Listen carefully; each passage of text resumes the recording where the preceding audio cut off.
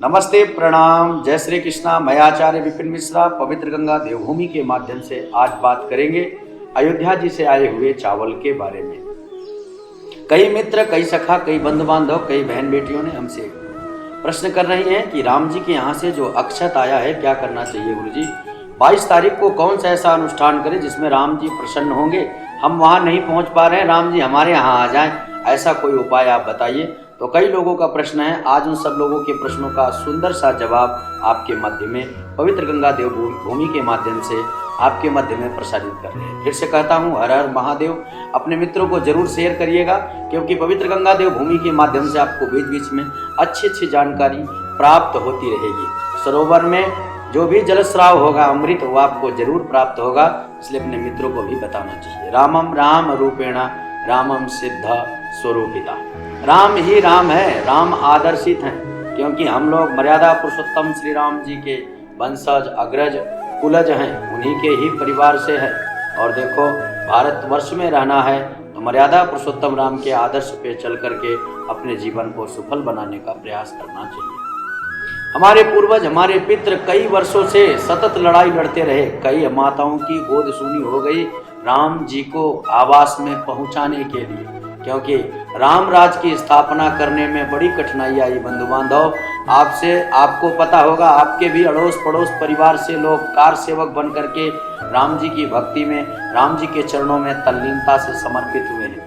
आज हम लोगों का अवसर है, हम लोगों के बच्चों के लिए प्रसन्नता का विषय है, तथा हम लोगों का जीवन प्रसन्नता का विषय है कि हमारे समय में श्री राघव का स्थापना हो रहा है, राघव का बाल स्वरूप का दर्शन होने का अवसर प्राप्त हुआ है।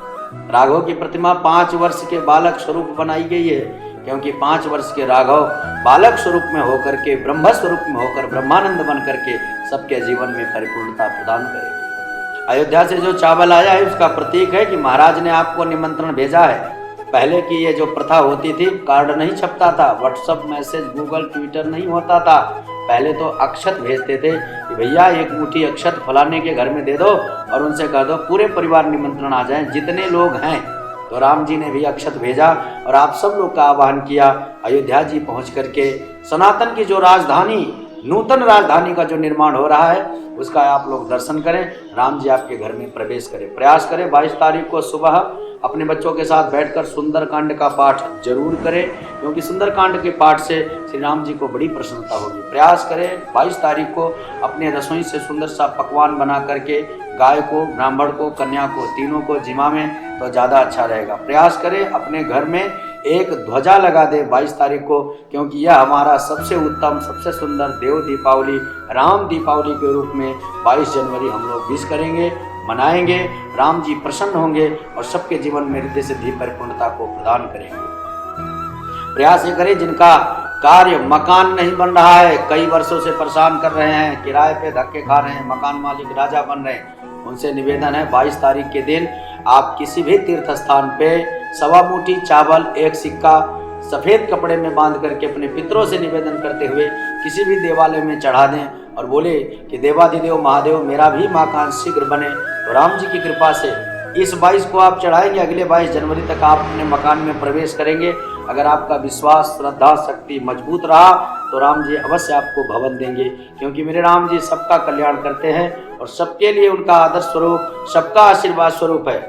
कई तो नपुंसक लोग हैं, कई लोग मूर्ख लोग बोलते हैं मैं राम को नहीं मानता हूँ। अरे मूर्खो, राम को तुम मानो या न मानो, तुम्हारा शब्द जितना भी निकलेगा ना, राम के लिए ही निकलेगा। एक तो व्यक्ति ने कह दिया मैं राम को नहीं मानता, मैंने मूर्ख किस लिए नहीं मानता। आप देखो, अभी बोलो हराम, कौन आया? राम आया, आराम, राम आया, हर जगह राम है, बिना राम के कोई बात ही नहीं। मेरे गुरुजी कहते हैं मूर्ख लोग बोलते हैं मैं राम को नहीं मानता हूँ। अरे मूर्खो, राम को तुम मानो या न मानो, तुम्हारा शब्द जितना भी निकलेगा ना, राम के लिए ही निकलेगा। एक तो व्यक्ति ने कह दिया मैं राम को नहीं मानता, मैंने मूर्ख किस लिए नहीं मानता। आप देखो, अभी बोलो हराम, कौन आया? राम आया, आराम, राम आया, हर जगह राम है, बिना राम के कोई बात ही नहीं। मेरे गुरुजी कहते हैं आराम की तलब है तो बस एक काम कर, आराम के शरण में और राम राम कर। तो सभी मित्रों को 22 जनवरी की हार्दिक शुभकामनाएं। हर हर महादेव, जय श्री कृष्णा।